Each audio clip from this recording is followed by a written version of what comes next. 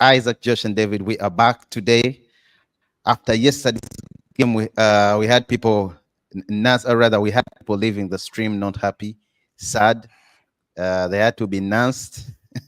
But anyhow, once again, welcome to Sports Jazz. My name is Isaac. I have Josh and David with me, and yeah, we are here to speak and talk football. Manchester United versus Liverpool, where United lost 3 goals to 0. And this is the question that has Manchester United fans divided. Sack or back Erik Ten Hag?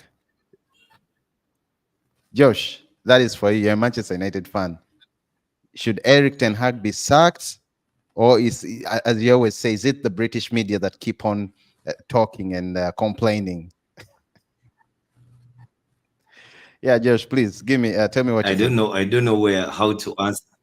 I don't know how to answer your questions without unpacking the game that we saw yesterday.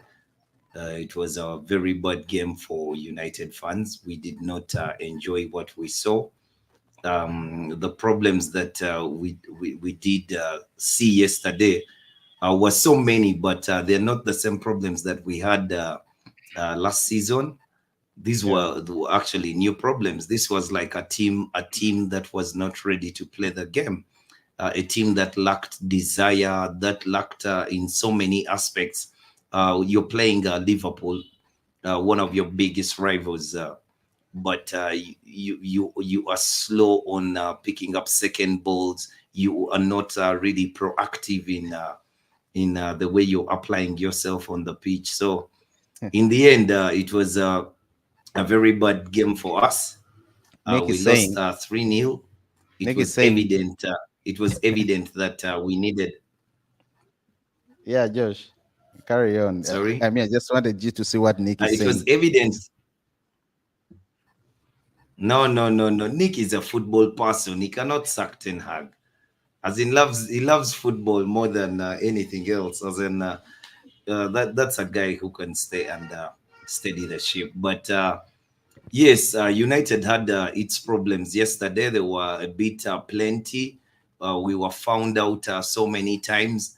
We gave players a podium for them to flourish, like Gravenberch yesterday in midfield. Oh, For me, I believe he was in the game unchallenged.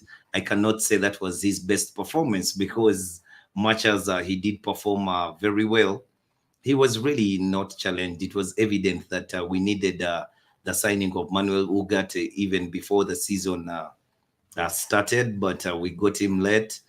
Casemiro no longer has the legs, but for me, what was annoying me the most was the decisions that he was making on the pitch. It is okay for you to be brave and you make one or two mistakes, but it's the things of not picking up on players when they make runs, not not staying in positions that can help the fullbacks recover. Kobe Mino in the first half was just running on his own. We were so poor. We were so poor in so many aspects. And for the first in the first phases of the game, it looked like United was brave enough. They were ready to um, wait for Liverpool to make a mistake, but Liverpool was precise in their passing, and because of the competent players that they have up front, they executed the chances that they got. thank you. Well, after yesterday's game, I know, Josh. I know you think that I'm one of those people that do not like or support Ten Hag, but you're mistaken. I only don't like how he how he thinks a lot. Yeah, David, sack or back Erik Ten Hag as the Manchester United manager? David, your mic. I would back him. So I mean, today I've just made a deliberate decision to just mentally to just stay away from what's negative. But when I look at this United side, I'm going to focus on the things that actually are going well and the things that Yeah. Ten Hag could actually build on, because it would be a different question if there was absolutely nothing we see. And I think as we speak, we have established, or we can establish that the back line is well and truly settled. The back line hasn't had any disasters probably in the last 3 games that we've had. They haven't had Well, any major issues. We can see that he's assembling that back line pretty well. Even Delete, who came on, conducted himself very decently.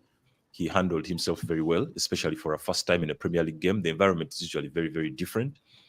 And Kobe Mino, from the point that Casemiro left the pitch, Kobe Mino started to almost control the tempo of the game. That is how it appeared to me. He was okay with being pressed. He could, come out of the pressure situations. He could pick a pass with composure. He could, carry the game forward very, very gradually. And that's something you want to see, right? The front line still has some issues. I want to believe they can be addressed. It was very disjointed yesterday. It was a disaster until Diallo came on. So those are the few things that I have seen that are starting to work. And maybe just in the peripheral, we can see that Ugarte is going to slide in, and we can already see what he's going to do or which issues he's going to address. So for me, I feel like in that template, we can see 1 or 2 things that are going well. So maybe the question for me becomes, and maybe the question we're supposed to interrogate is, how does he solve what is still outstanding? See, David, you've talked about Ugarte. Yesterday, Erik Ten Hag, after the match, he said, I'm not Harry Potter. Manuel Ugarte hasn't played in a season so far. He needs to build his fitness. It will take weeks, maybe months. That's what he was saying.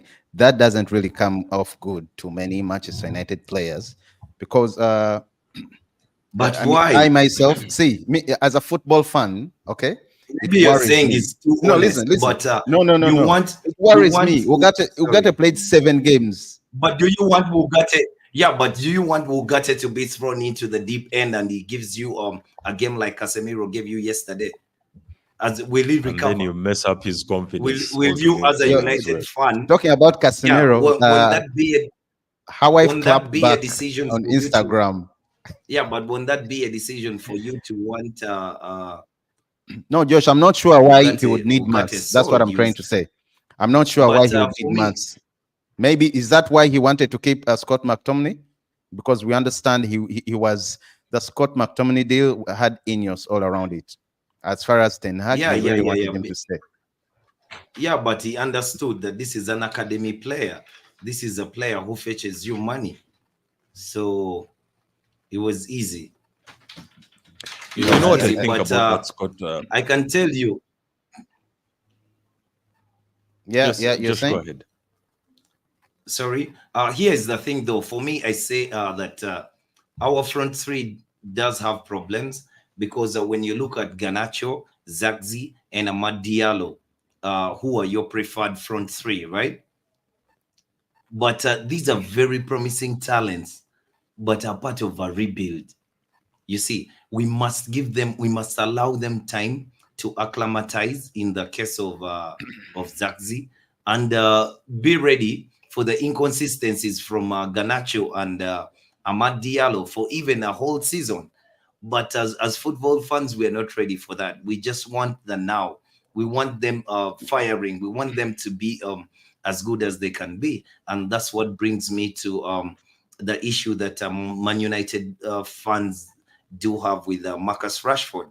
For me, I believe that Marcus Rashford at 26 years old is the most experienced forward that we have Josh, in the side. can you stop Yes, saying that, he has started please? to deceive, but he is, and he has a lot of football. And for Where is that yesterday's football, Josh? I'm sorry to ask Marcus such a silly Rashford question, but has no. Marcus Rashford has often showed us that he produces in these big games. He shows you're going to up. talk about He's you're going to always talk about the 2 given chances he us created. belters. Actually, on another day, he could have created 2 assists. You see, he could have created 2 assists on another day, and then you would say Marcus Rashford had a good game. For me, tactically, where I would blame Erik Ten Hag for yesterday's game, is how his team did not have the desire to play a game against Liverpool at Old Trafford. They were not picking up on second balls. They were not chasing players down. They were not keeping their positions. Garnacho and Marcus Rashford defensively had an awful game. For Garnacho, even offensively, he did not offer anything. Then you would say that why was he played out of position?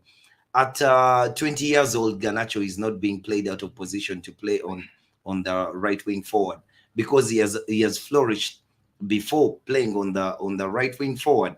So But more from the I do left. understand the manager's understanding of the situation to play Marcus Rashford.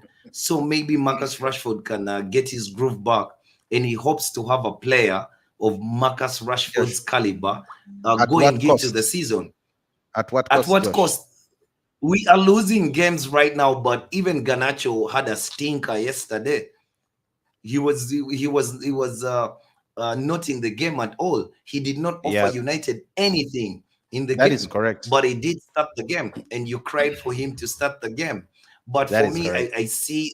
I see that the manager actually was, with hindsight, you can say the manager was right to have kept Ganacho out, bring him back slowly for him to get much sharpness. Because yesterday he was started to play 90 minutes, but he was not at it at all. Well, David, before you come in, uh,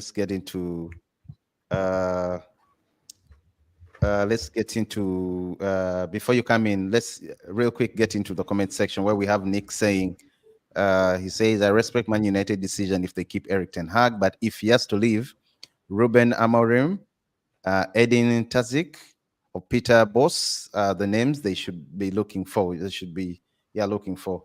Then you have Yeah, I've Adieri, seen Amorim. I've seen Amorim. Who's a Newcastle fan. I don't know how he's happy. I know he's not happy with their transfer win as Newcastle. He goes inside Josh and Isaac. David, how are you? Ten Hag should be sacked from Manchester United. He still goes on again to say the Why? same thing. Why? Well, hi Jamal. Yeah, Yeah, David. About the comments Erik Ten Hag said right after the game. yeah. One thing that is very clear is, for us, the wider audience will look at the pitch. But now Erik Ten Hag has a more complex problem. He has to deal with the issues of the pitch, on the pitch, but then he also has to manage the pressure from stakeholders like the media, probably even, I would hate to imagine that his employers are now pressuring him, but definitely the media. The media has a significant psychological influence on the environment in the club. So now, when Erik Ten Hag says Ugarte will come in maybe months or weeks after, I'm inclined to believe he's simply protecting the player, because Yeah. it's already a very hostile environment, right? Ugarte is training. We haven't heard that he's injured. So he's already having a test Yeah. or a feel of English football. And in as much as it's not the same as the real match, these are the same players he has to work with, and he has to build chemistry with them.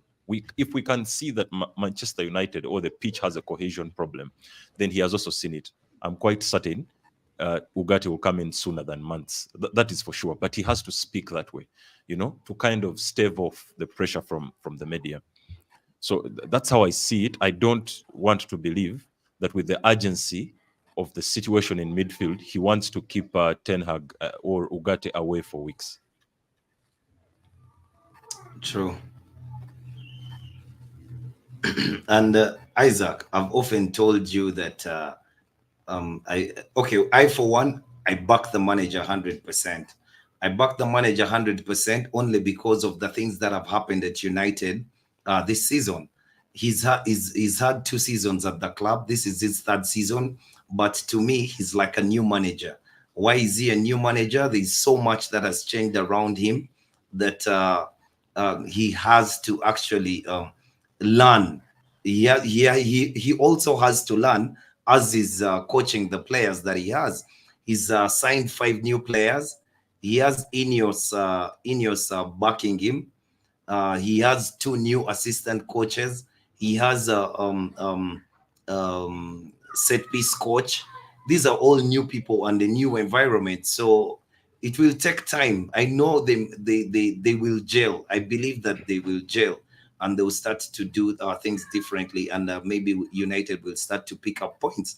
But because it's Manchester United, the English prefer to have an Englishman running Manchester United, despite No, that is not true. them That not is not having. true. Uh, That they is do not true. prefer.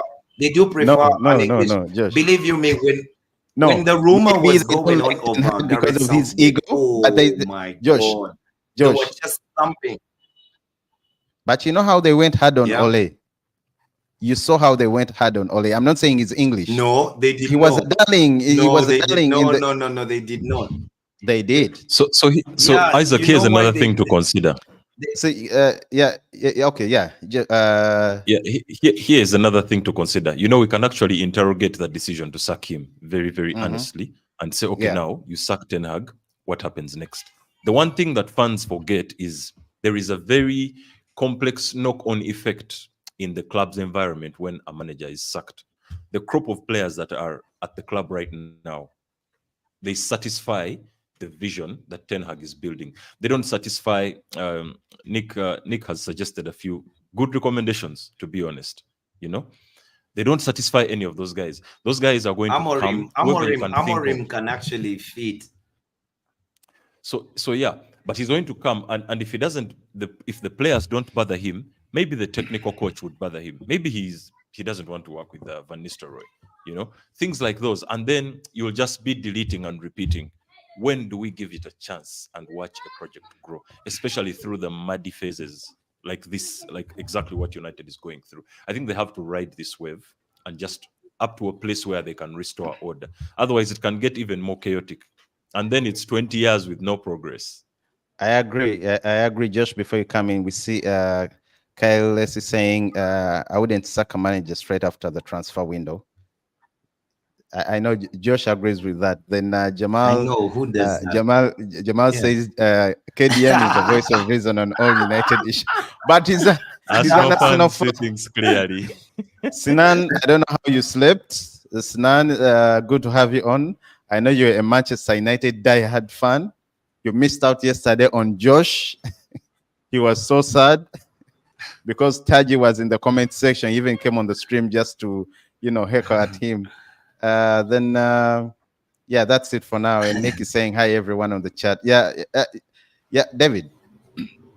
Josh, I'm going to come back to you. David, as someone has said in the comment section, Kyle wouldn't, she said, I don't know if it's a he, sorry, but they said they wouldn't sack a manager right after the transfer window, which is true. So is it safe to say we should give Ten Hag 7 more games? No, I'm just asking. No. I don't know what's That's a wrong very with you. ruthless way to look at it. I don't know And what's in fact, wrong with you, that's but a you're No, asking destructive me a way to question look like at it. that. Yes. See, I know. Josh. It's a very Josh, destructive way Okay. to I'm look at telling you it. that Ugarte. Why would you ask Ugarte- if should you keep Erik Ten Hag? Why are you giving him because games? he's been backed. He's been backed fully. Comments. 8 games are enough for Erik Ten Hag to change around things. 8 games yeah, are but enough. they've been- No, Josh, but it's not. Josh, It's not even. Josh, It's not even. Josh, you've signed Erik. It's not even had a chance. You've signed Ugarte at the midfielder. Of course, yeah, we understand now why they were so persistent after Casemiro's display yesterday. Hold on, Josh. You've signed Ugarte, Lenny Yoro, who's in the sick bay currently. You've signed Joshua Zakzi. You've signed Delict. You've signed Mazarawi. You've signed Chido Obi on a free transfer from Arsenal. You've signed the kid from Mali, Guidas, what's her name?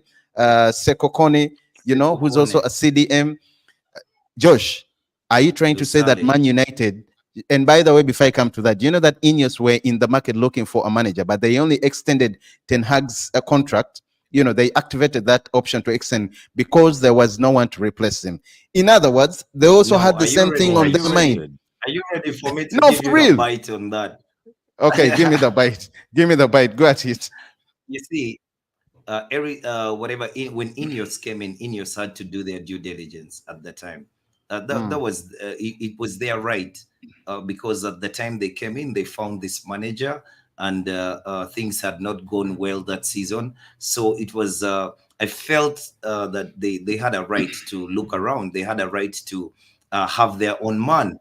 Then they looked around and they were convinced that this manager was their man.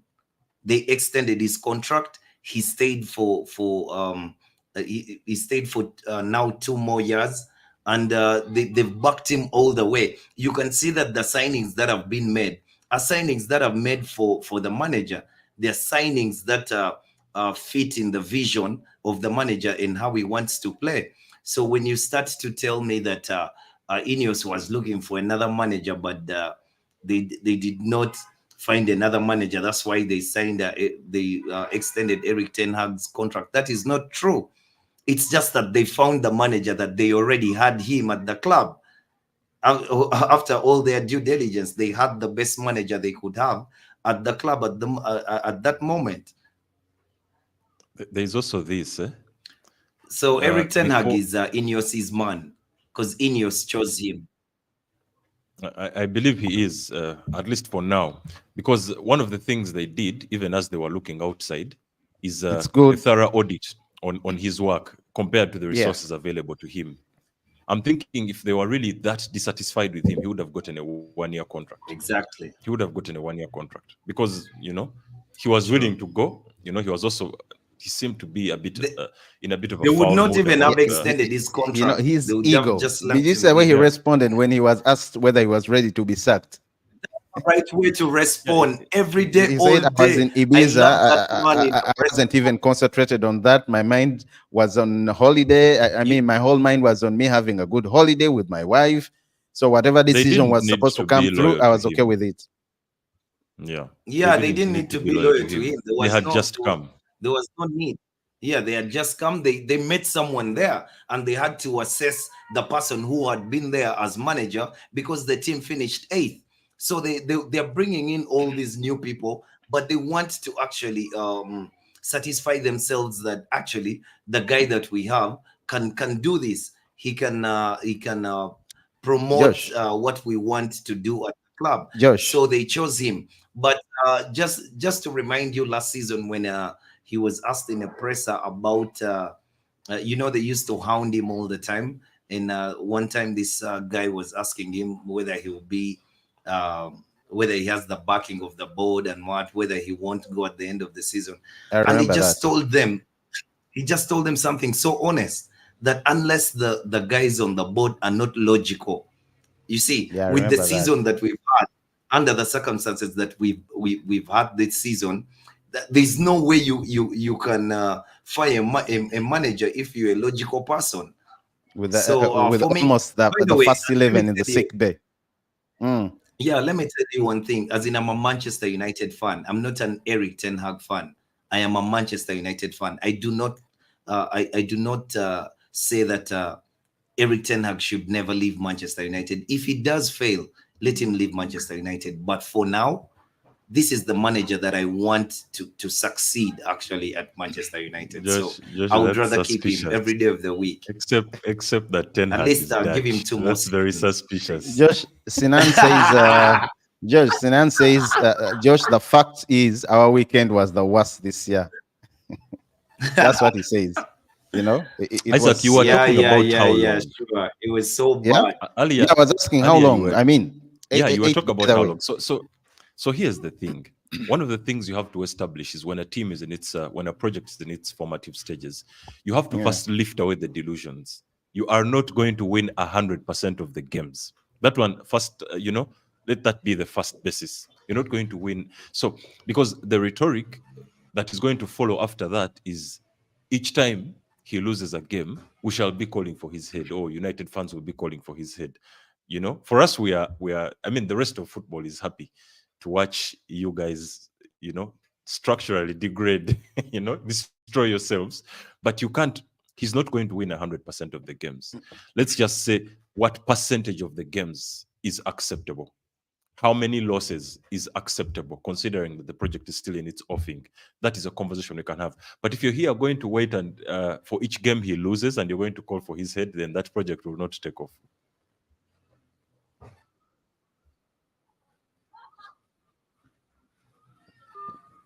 Sorry. Sorry. Guys, sorry. So sorry about that. Yeah, Josh, uh, walk me through. Okay, Josh, pretend you're a Manchester United fan. Okay, you've had you finished eighth. Listen, you finished eighth last season. Okay, you have a manager. It's right to say, by the way, he talks a lot when asked, of course, when provoked. You have a manager who performed. I would say, if it wasn't for the FA, he should have been sacked. And it's rightfully, or it's right to say, Ten Hag was saved by the FA, by him winning that FA trophy. And Not a that's why chance. he keeps on flaunting, reminding everyone how they've won Not a chance. two trophies, two trophies, two trophies. So, Josh, walk me, you as a Manchester United fan, okay? What was your experience yesterday when you saw your team losing 3 goals to nil? And also tell me your thoughts real quick before we switch on Casemiro. Yeah, Casemiro. And also, as I said earlier, the wife clapped back yesterday on Instagram, posting all the trophies that he had won previously. So you also walk me through what you think about Toby Collier yesterday making his. I don't know if there are many questions that I'm asking you. Toby Collier, coming on, uh, second half, very hard game as you saw it. So, lastly, you also tell me, are you confident that Onana is the right keeper for Manchester United? If you really want Oh my to God. compete at I the think I highest should level, start with Onana. I think I please should do. start with Onana. I don't know, as in from his butterfingers to his whatever positional lack of positional discipline. I don't know who inflated Onana's ego. This whole talk of his ability to play the ball and stuff like that. He passes the ball worse than Casemiro does. I mean, Onana. By the way, the problem that we do have at United, I think that is down to Erik Ten Hag. For me, it is only one problem: Andre Onana.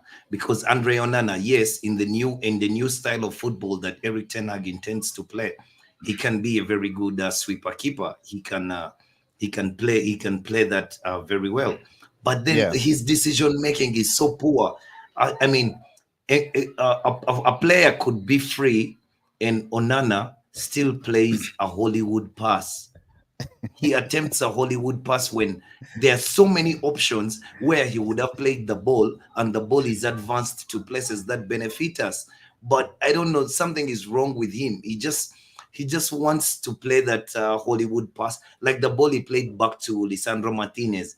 When Martinez is coming at full speed, he's coming back to help. Then the fullback Dalo passes the ball to him. Salah is pressing. Why play the ball to Lisandro Martinez when Masraoui was free because Luis Diaz had come infield? So that would help us to advance quicker up front. But then his butterfingers. That guy almost never saves nothing. He almost never saves nothing. Like, it I goes keep in. telling you, it It's was on target. It goes in. It's on target. It goes in. I mean, when do we have Liverpool had 3 shots on target, three, and it had three it's goals. United also United had three had shots on three target. shots on target, Yeah, and Joshua and too, and Allison saved Mazarawi. 3 of them. You see, uh, by the way, we need a keeper. We need a keeper. We need a keeper. We need to get rid of Onana. We need to get And rid that, of Onana. listen, and As in that is Onana, no, no, no, no, no, Onana no, is no. Davies' You man. He cannot. keeps on coming, praising him. He is my man too. He is my man Not too. anymore, And Josh. I've known it about his butterfingers for so long. But at least he used to make saves. He parries the ball away, but he's made a save. At this point, his positioning is so poor, he cannot make a save. Everything that comes in goes in. On the first question that you did ask, of course, as a Man United fan, I was crestfallen. 3-0 to Liverpool in the manner that we lost the game. It was really, really disappointing. You couldn't. First of all, Liverpool was not even the way the game started. United has possession and what we have about 60% of the ball, but we are not using the ball well in dangerous positions. We are not advancing as quick as I would have liked. We're not getting Garnacho on the ball. We're not getting Rashford on the ball. We're not getting Zaxi on the ball. Zaxi is giving away possession, but it's only because Liverpool was more determined. They had the desire. The ball that Gravenberch, the blind pass Casemiro made that Gravenberch picked, it's because he had the desire. He anticipated and just went forward. I mean, we were hanging on to the ball for way too long. All of us, not just Casemiro. Casemiro attempted to do something that didn't come off, but we were hanging on to the ball too much as if we were not sure about ourselves. The players were worried about finding a teammate. That microsecond that we took, or that 20 seconds that we took to find a teammate, that's when the ball was nicked off us. Then the problem that I had with Erik Ten Hag as a manager, Bruno Fernandes had to be our best player yesterday. He had to be our best player. Garnacho and Rashford are outlets, but Bruno Fernandes should have been our best player. Now, with Zaxi in the team, I don't know why he insisted on playing Bruno Fernandes next to Zaxi for the press, because Liverpool was well prepared for that.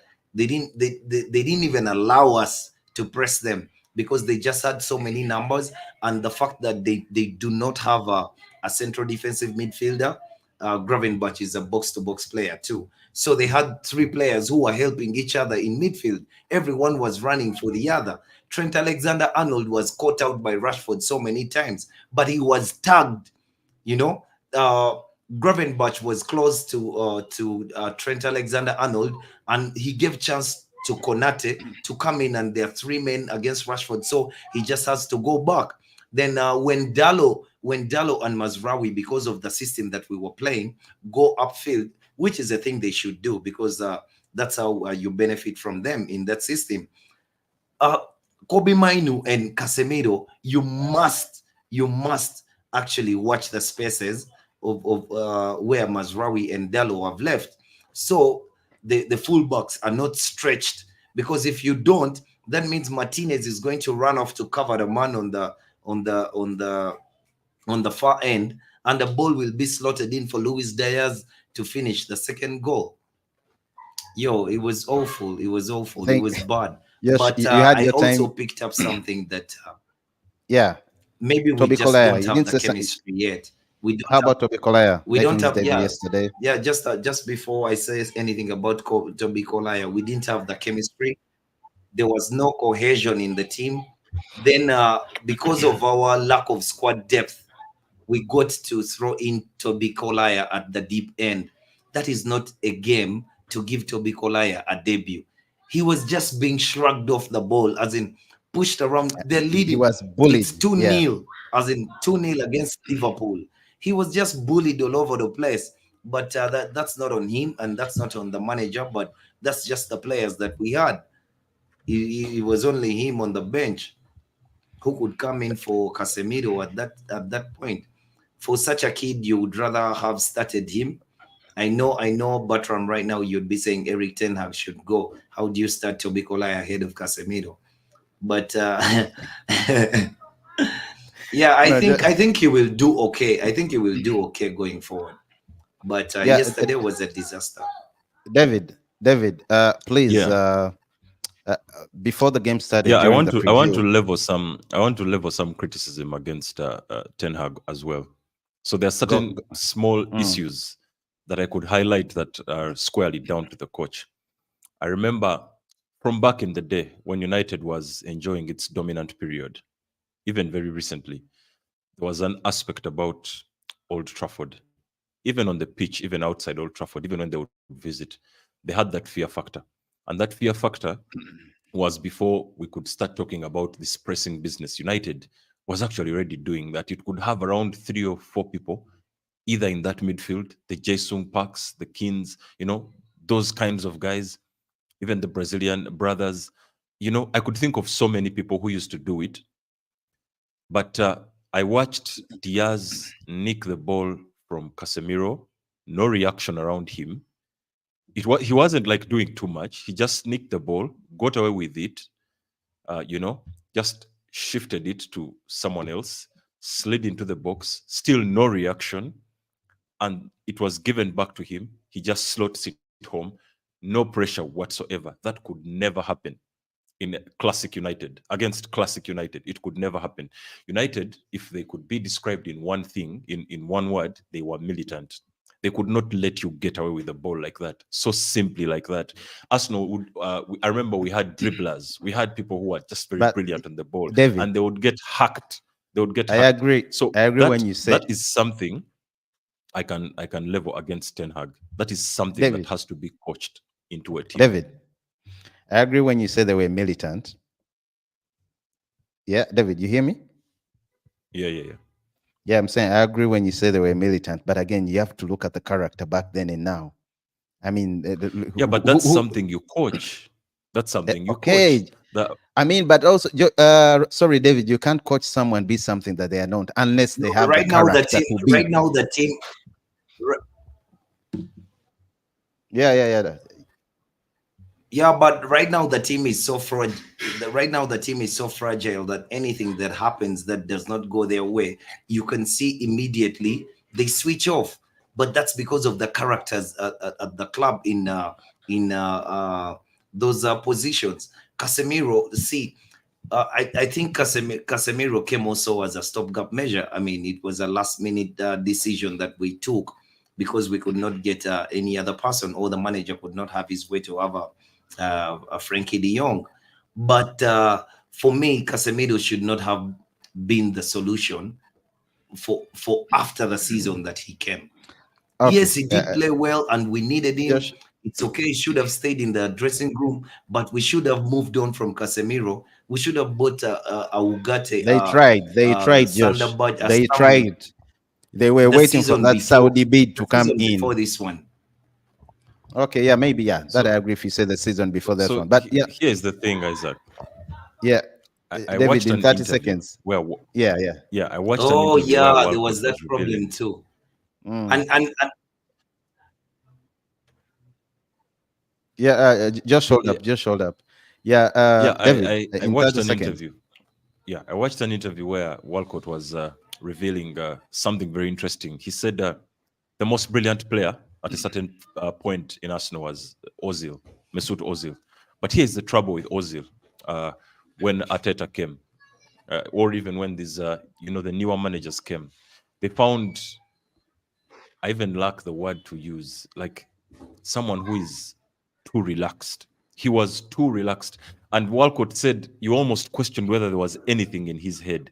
There are moments that just tell the team or the squad what time it is, It's time for war. And Ozil was one of those who were just, he could not care less. As a coach, you can always spot those characters who are not buying into the environment at the club. And you can just punish them. Just sitting him on a bench for a couple of games, he gets the idea and he said, I actually have to fight harder than I'm doing it. Josh, That's still sorry, something David. I level against the coach. David, that's a conversation for another day. Thank you so much. But real quick, I'll ask you, David. I remember before, as I was saying, in the preview, Man United versus Liverpool, the person, the player you said that we should look out for, everyone should look out for, was Gravenberch. In a minute, how spectacular was he yesterday? Yeah, he was spectacular. He was spectacular, but like Josh said earlier, I had hoped to see him challenged a bit. I had hoped to really see him challenged a bit. United lacks those characters now in midfield. And this time it was even worse from the one person I expected to put up a bit of a fight, right? A lot of the Liverpool game, if you look closely, thrives on this player. When this player is clicking, the rest just get it. It's almost transmittable. He transmits something around him. Like everyone who's around him, he knows how to bring them into the game. He knows how to, just up the tempo of the game. And he's doing things and you're letting him get away with all this. It's almost like he's just in a training session. It was terrible. It was terrible to watch. I expected Bruno Fernandes, at least, particularly him, because he has that character. We know that he has that character to fight a bit, but we didn't see it. So It Guys, just wasn't pleasing to watch. leave Fernandez alone. Anyway, the last thing I wanted to talk about the Manchester United. Actually, Ten Hag. in his defense, I Yeah, think Ten Hag deployed him. I think Ten Hag deployed him in a position that was very difficult for him to assert himself on the game, especially in spaces of Gravenberch, because he would have preferred to actually be much deeper and push Gravenberch, and maybe it would have been infectious for Kobe Maino and Casemiro to pick up on. But the fact that he was so high up the pitch, it reached a point. Rashford was not tracking back. Garnacho was not tracking back. Bruno Fernandes tracked back the whole way, to just at the edge of his box to play from there, because Josh. it's, whatever was so much was not going right in Josh, the there's team. a lot to talk about yesterday's game that we are not going to finish, or rather to move on. But we see Kyle saying Ineos need to come out and back Ten Hag, and Sinan also saying the same thing. Agreed. Ten Hag has to do one. Ten Hag has to do one thing: either win or take a point. Yeah. Well, He yesterday tried to after the take a game, point at Brighton, and the players after could not just guys, hold it. yesterday after the game, Anslot had this to say about the game in regards to Manchester United. He said last season Man United were man marking on the field on the midfield. This season they are nine. They are on a 9 and 10 press with a 4-4-2. In my opinion, they are working harder when the ball is played through them. So when they run more, so they run more. That is what I saw in the first games from them. And that Yeah, is that's it a about dig. Erik Ten Hag. That Josh, is don't stress true. again. That is true. That is Josh, true, but it's a let's dig move on. at the manager. Do not stress It's again. a dig at the manager Let's because, move on. I mean, your team runs so hard, but they don't have runners in midfield. Josh, As in, Kobe let's Mino is not the fastest, quickest, and Casemiro cannot run for his life. So, as in, why is the manager playing that well, system anyway? once again, thank you so much for tuning in to Sports Jazz. Whoever's watching, whoever's been streaming, subscribe, like, and share the video. Hit the like button, guys. I have Josh with me, I myself, Isaac, and David in the studios. And in 10 minutes, guys, let's talk about the decision that have been happening, refereeing decisions that have been happening all throughout this. I mean, ever since the EPL started, I don't think they really look so good. I mean, first we saw the decision during the I'm forgetting the first game, Manchester United and Brighton. It wasn't a good one. It was an awful one. It was ugly, and not very many people liked it. So I want to ask. Then after that, we saw the same thing during Brighton, the same team against Arsenal, and I honestly think that shouldn't have been a red card. It shouldn't have been a red card. Much as he kicked the ball, I'm not talking about him. How? No, listen, Josh. I mean, if you're to give a red card, be fair. I know the rule is the rule. There's even another game. I think it was Bournemouth and Newcastle. Was it? I don't remember. Where, because I know the rule The is goal, it the says from the disallowed shot, yeah, goal the goal. for But it Utara. was, if you look closely, it was right up here, not even down. So, aren't you guys worried Yeah, the about rule how was things are changed turning out to this be? season. Yeah, Josh, are you not worried about how things are turning out to be? And I mean, you're convinced that that was a It red was card always, for yeah, Declan yeah, yeah. Rice? I'm very convinced. Yes, I'm very convinced it was a red card for Declan Rice. I mean, last season, players got sent off for way less. Look at David Um, smiling. the rules, yeah, but the rules are the rules. It might have been unfair, just like Joshua Zakzi's goal, but the rules are the rules. He was offside that time, and Declan Rice committed an offense, which was a bookable offense. At no point do you kick the ball away. Now, the argument around that red card is that the ball, it was a rolling ball. At least for me, I saw it was a rolling ball. So in the Yeah, first place, the referee should have stopped the game, for the yeah, foul to be taken again. However, the offense was committed. the non-sportsmanship offense was committed. So whether they would have taken the ball back to play it, it would have still stood as a yellow card, and which was a second yellow, and he had to be sent off. I don't have a problem with the red card, though. Arsenal fans do tell you that João Pedro also kicked the ball away. Yeah, You know, that is he kicked the correct. ball away at some point, and he was not even booked. Those are the inconsistencies that do happen in football, especially the Premier League. The But you officiating know, it's now different. is a bit Mm. poor. Thank you, David. Josh, Yeah, it's sorry. the Thank you, officiation is Josh. a bit poor. Thank you, Josh. David, I would argue and say it's now different, especially now that they even have more eyes. I mean, you have VAR. Why was it introduced if it cannot really see things right? Either it's faults, rather either it's faulty, or the people seated behind it do not know what they're supposed to do. What do you think, David? The inconsistencies because Yeah, it's that's already that's three that's the games same and question.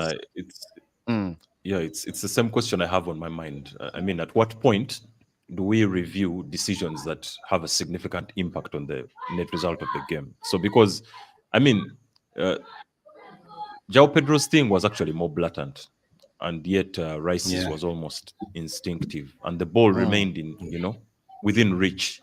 He didn't probably hinder a quick restart. It remained within reach. You could just reach for it and get it. But then, No, even no, no, no, outside no, of that, David. David, just to it- be clear, it was cynical. The assimilation after that, Declan Rice tried to get Veldman sent off because now he's yeah, but overplaying then what has happened. So even he before the attracted ball, attention to himself. The referee had to make a decision. even before the ball issue, Josh, I feel, or it appeared to me as though that tackle was actually nasty. I mean, the referee could have focused more on the tackle and then just discounted that because a more blatant thing had happened similar. Anyway, it's just, for me, it points to, my question really is on VAR. Where does VAR help then?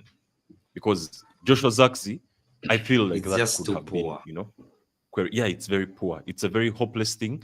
I highly suspect it will start to be questioned. I mean, with greater impetus by the rest of the clubs, especially if they start dropping points on account of minor They did incidents they like did these. question it. They did question it at the start of the season. They did question it at the start of the season. Yeah, and Like you know Premier that League that's clubs, that's they questioned yeah, it. that's sufficient time for the VAR to David, Josh, David. Well, unfortunately, it looks like guys, it looks like we've lost the boys. But yeah, it looks like we've lost the boys. Anyway, guys, once again, thank you so much, whoever's been tuned in. Yeah, we're talking about the refereeing decisions that are already happening. I mean, the game between Man United and Brighton. Then we saw, that goal that was cancelled for Joshua Zirkzee. Then we also saw the Newcastle game versus Bournemouth. Yeah, because it was the shoulder. Some one would argue and say that should be changed. I mean, the rule, and also Arsenal versus Brighton, where I personally think it shouldn't have been a what? It shouldn't have been a goal. Rather, sorry, it shouldn't have been a red card. That shouldn't have been a red card at all, man. It shouldn't have been a red card. Uh, you should make the join button available. Nick, I see. Nick, are you ready? Do you want to hop in? Let me know if you want to hop in just for 5 minutes, and I'll let you. I'll share your link, and you come in just for a few minutes. But yeah, the oh, you say okay. You're saying for membership. Yeah, Nick, we're working on that. We're working on that, Nick. Shout outs to Jordan, Jordan Sports Hub. Shout outs to you, brother. He's a staunch Liverpool fan. He's a staunch Liverpool fans. Big up, Nick. Yeah, we're working on that, brother. We're working on that. Once again, guys, thank you so much, whoever's been tuned in. Isaac Sports Jazz, we had Josh and David with us all the way. And spread the love, guys. Hit the like button, subscribe, and let's mingle, guys. See you tomorrow, same time. Cheers, man. Thank you, everyone that has been in the comment section. But I see David's back again. I don't know whether I should give him. David, you ready? David? David? I don't know if David is ready. Ah, he's ready. He's ready. David, I was about to sign out. Yeah, I'm here. Yeah. Okay. Wrap it up about uh, the topic that we're talking about. Wrap it up for me. The refereeing Yes. decisions.